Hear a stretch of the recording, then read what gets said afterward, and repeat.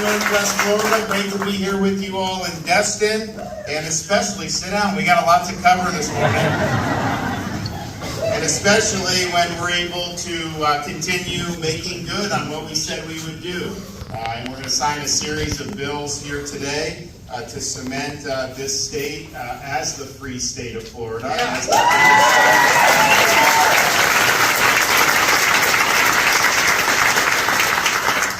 We got a number of great folks joining us here today.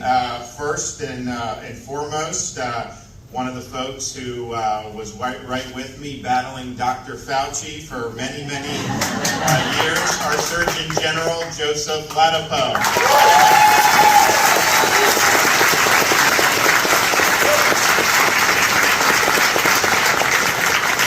We got a number of state representatives with us here. We have Representatives Rudman, Abbott, Maney, and Juan Carlos Porras, so welcome to them.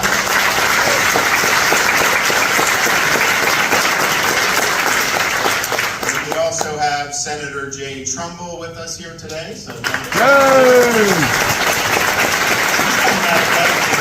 Oh, wow, you got a really good district. Congrats. And then we're also going to hear from some folks. So we have Angela Pearson, Ginger Parsons, and Sterling Marquez. So we're looking forward to hearing their stories.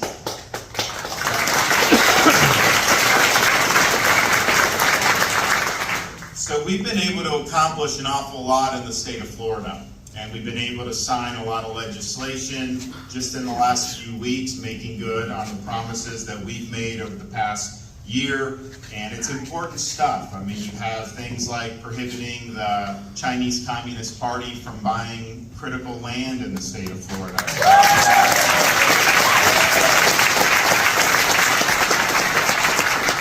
You have landmark legislation kneecapping ESG in the state of Florida.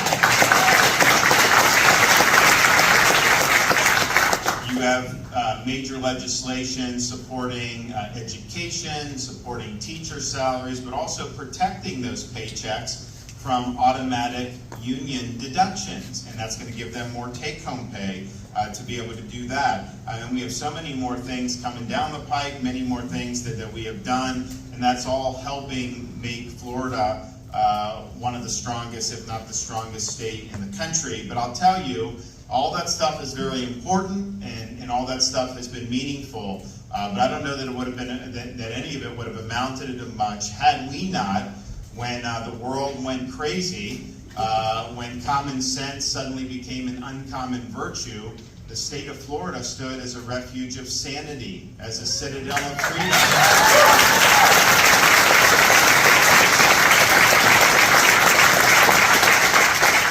And I recognized that early on when I came. I think it was like a month or two into COVID, and you come to Northwest Florida and you see Texas plates, Louisiana plates, Mississippi, Georgia, Tennessee, all that because everyone descended to Florida, but particularly to Northwest Florida. And if you were here, you didn't necessarily know there was a pandemic going on.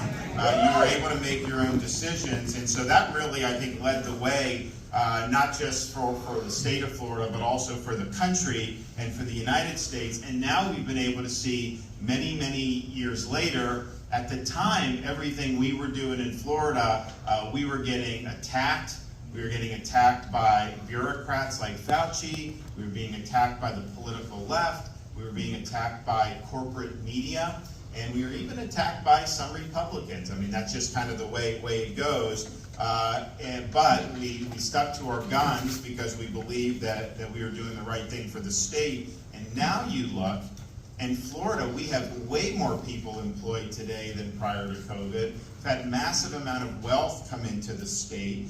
We have a bigger workforce, more businesses. And you look at some of these other states that were lockdown jurisdictions, perpetual restrictions. What did they end up doing? A lot of them have still not recovered. A lot of them hemorrhage population. They've hemorrhaged wealth. They lock kids out of school for over a year in some of these places, like Chicago and other places that are failing. And so the difference in approach was very significant at the time, and all you had to do was come here and look. But now, many years into the future, we can say definitively, Florida did it right, and those states did it wrong.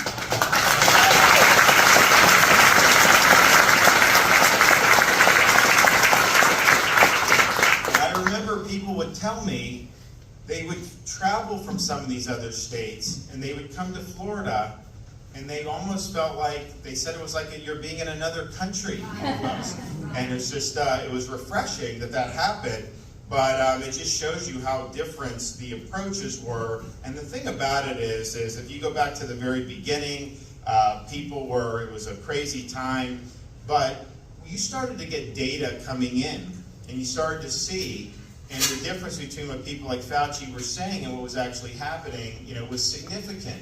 And so the question is, do you follow the narrative and do you just bow down to Fauci and the media, or do you follow the data, even if you're going to face blowback from that? And so we chose to do the latter, and I think the danger is now, one of the reasons we're doing this bill is, yes, in Florida, we're glad that we stood firm, but a lot of the elites and the bureaucrats, they think that this response is how you should do it again in the future if something like that happens.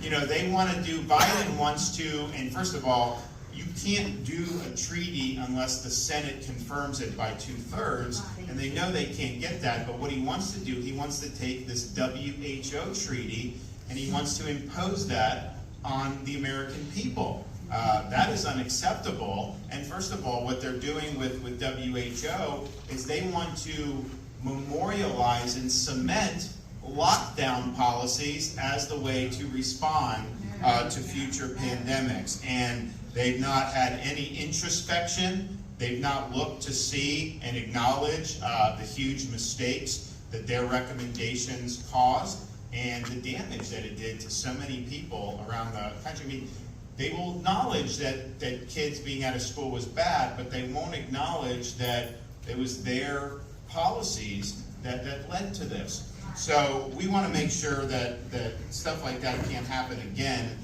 You also have the issue with these COVID shots. So they roll out these COVID shots in December of 2020. And basically they said the data shows, like, if you do this, you're not going to get COVID, no deaths, none of that. And so basically, if enough people took it, COVID would have just ended based on what they told us. And so a lot of people took it here in Florida and other places. And then what happened was, you get into the summer of 2021, and you have a massive outbreak of Delta variant.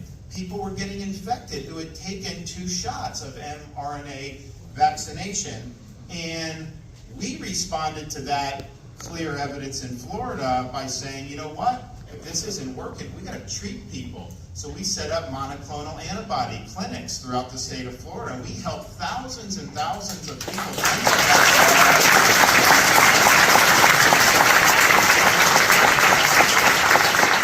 And when we were doing that, I was actually getting attacked by media and by bureaucrats, because they said, you should be focusing on vaccination for this. These people already had COVID. The vaccination didn't stop it. And giving treatment is a good thing. But they said if people know there's a treatment, then they might not do a vax or they might not do a booster shot. So they wanted to de-emphasize treatment. And we did actually tens of thousands of people in August and September of 2021, and a lot of people have told me even to this day that they would have ended up in the ICU had they not gotten the monoclonal. So it really helped a lot of people. And it not only helped people in Florida, I would run into people, hey, I'm from another state, thank you for the monoclonals. I was like, well, wait a minute. If you're not in Florida, how did you get monoclonals? And they're like, no. They're like, I didn't know what they were. My doctor didn't tell me anything about these, but I saw one of your press conferences on the internet. And so when my husband or my mom or whatever got COVID, I asked the physicians, where are the monoclonals? And they kept asking. So we provided a lot of useful information for people so that they could fight for themselves and fight for their family members. Honestly, it's sad that that would be the case. It's sad that someone in another state would only know about a treatment because the governor of Florida is talking about it. All the physicians should have been talking about this. I mean, this was not something that should have happened. But I think what happened, and then Biden took our monoclonals away because we were having so much success, so they said you don't get any more. So I had to do a deal with another company to get some, to kind of get us where we need to go. And then they did a deal with that company, so we couldn't do it anymore on our own. And it was really, really sad and really troubling. And then also at that time, you remember, they made the decision, Biden, a lot of corporations, Fauci, all these people, that they were going to use coercion to force more shots on the American people. So they instituted a rule with CMS saying medical folks had to do this or they could lose the job.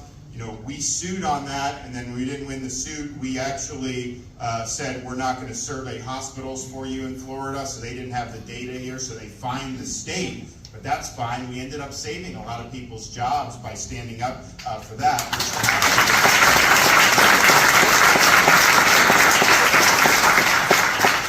And then they did the OSHA mandate, which is basically non-medical private sector, where they were saying you had to take the shot, and we sued on that. We won on that in the Supreme Court. We lost on the CMS, but then we would not cooperate with CMS. But just think about that. Congress never enacted any type of vaccine requirement. I don't know if they have the authority to do that. I think not. But clearly, they never did anything about this. This is the bureaucracy acting on its own, the administrative state, trying to deprive people of the right to put food on the table for their family. That you either do this, or you don't work, or you don't eat.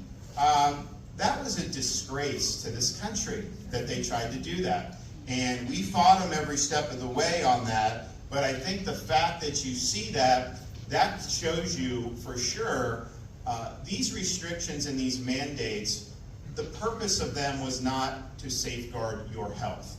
The purpose of them was to control your behavior. They wanted you to behave the way they thought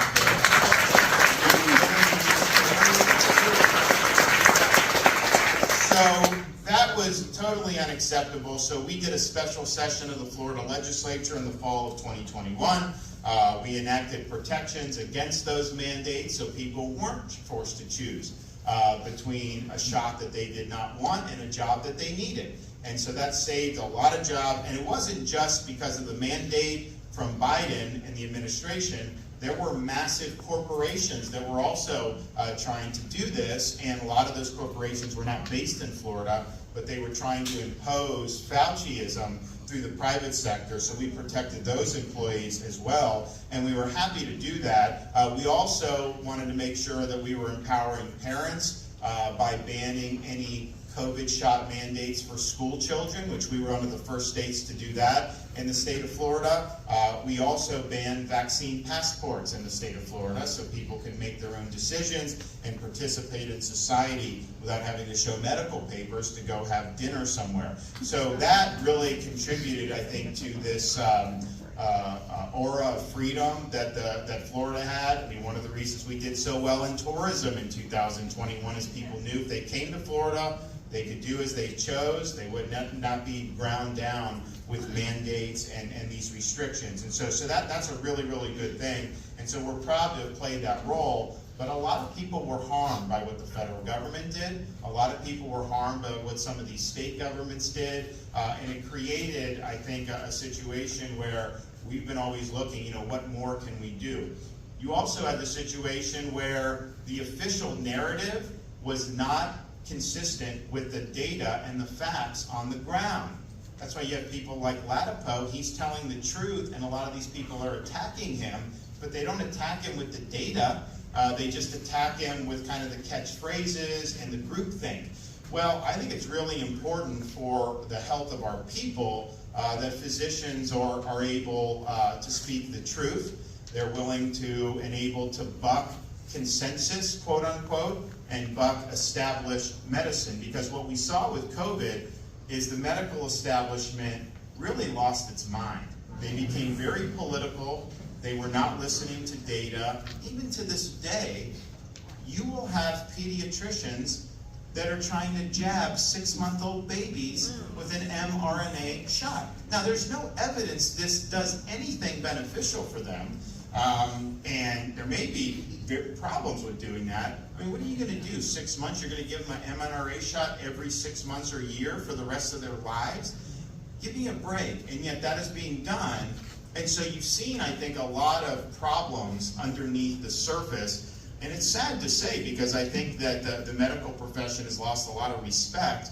And it's not because most of them were bad. It was the people that were really visible and were really driving policy were clearly doing it with politics in mind and not just focusing on the data. So you've had states, even like California, which have enacted policies to say if a physician dissents from orthodoxy, if you dissent from, say, Fauci, then you could lose your medical license there, even if what you're saying is consistent with the data. You know, science isn't about following the crowd. Medicine's not about following the herd. It's about following the evidence and getting right answers. And so you may have the crowd taking a position. They may be people that have a lot of credentials, but if they're wrong, they're wrong. And there is a right answer when it comes to this stuff. So we want to make sure that people are protected in Florida. California doesn't want to do that. We want to do it. Last year, we worked with the legislature to enact protections for physicians. It fell apart at the 11th hour in the end of the legislative session, but with the help of the legislators here, we resolved that in 2023 we were not going to be denied that, and we were not going to take no for an answer. So that's another important thing that we've been able to do. So we've got a series of bills here today. First bill really goes back to the idea of prescribing freedom, and it does a lot of really, really important things. It makes all these protections permanent that we've done over the last 2 years. And so that's schools can't mandate COVID jabs, workplace can't mandate, the vax passports, none of that stuff. All that stuff must be made permanent. It also expands protections, not just for COVID shots, but any shot under emergency use authorization. If it's emergency use, how can they force you to take it, whether it's a business or whether it's a government? That is wrong, and that will not be allowed in the state of Florida.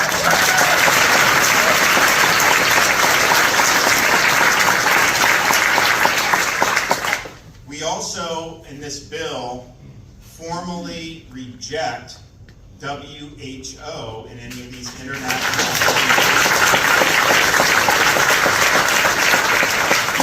if they want to adopt something, if a county or someone in Florida wants to adopt, they've got to get it approved by the state of Florida, Department of Health. There has to be some imprimatur on any of these things, because I think one of the things we saw with COVID was people would rely on CDC.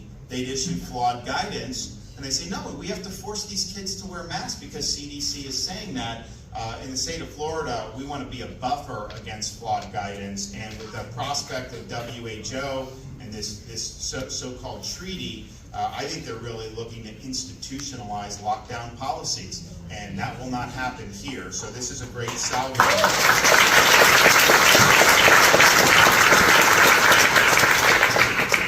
The bill also prevents discrimination against patients based on their COVID vax status. And I don't know how much this happened in Florida, but it did happen around the country, where people were being denied organ transplants because they did not do the mRNA shot.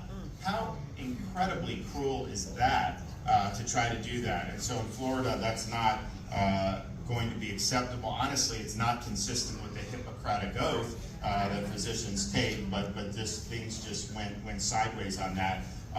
It also protects patients with the right to choose COVID-19 treatment alternatives without a hospital interfering in those personal decisions between a patient and their physician.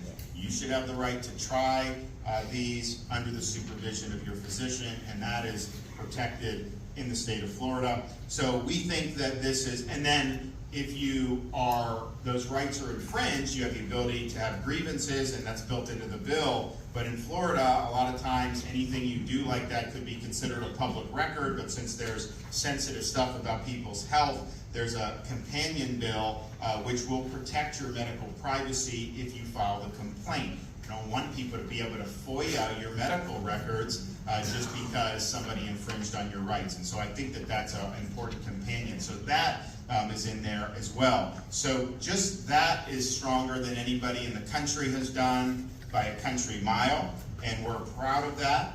The other bill that we're going to be signing is SB 1580. It ensures freedom of speech for physicians. It ensures that physicians can follow the data, not dictates, and we want our physicians practicing evidence-based medicine. We don't want it to just defer to authority or to just follow the herd. So that is now law in the state of Florida. So this is kind of the opposite of what states like California has done. Where would you rather practice as a physician? A place where you can make your own practice.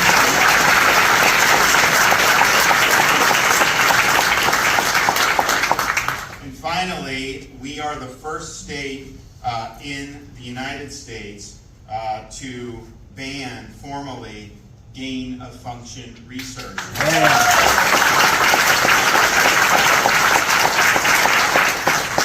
When you remember, this gain-of-function had been going on. In 2014, they stopped it.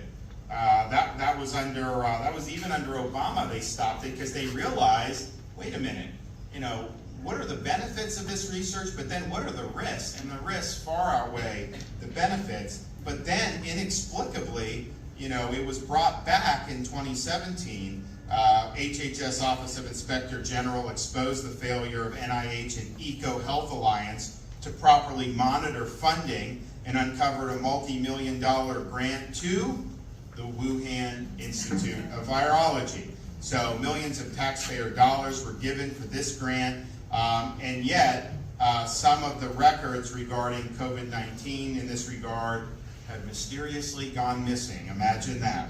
So what we know is there was gain-of-function research being conducted at Wuhan, and that very likely led to the emergence of COVID-19, and yet there really isn't effective regulation. I just think, you're doing gain-of-function in Wuhan with our tax dollars, and this happens, you should be held accountable. Where's the accountability for people like Fauci and these other folks when they said they never did any of this? And we know much of that was not true. So I'm glad that the legislature stepped up to make a difference there with this very, very questionable gain-of-function research. There's a lot of great things that we can be researching to be able to put people in that predicament if something, God forbid, were to happen. That is not what we want to do. So we'll be signing these bills momentarily. We're going to hear from some speakers, but all in all, we set out to prescribe freedom in Florida. We made an announcement we were going to be pursuing this a few months ago, and I think we actually accomplished more than what we even promised then, because we added the gain of function, we added some of the other protections. So all in all, I think you should be proud of the work that your elected representatives did, and I'm going to be happy to sign this package of bills into law momentarily. But before rode here on the bus, now you're one of us. It was magic.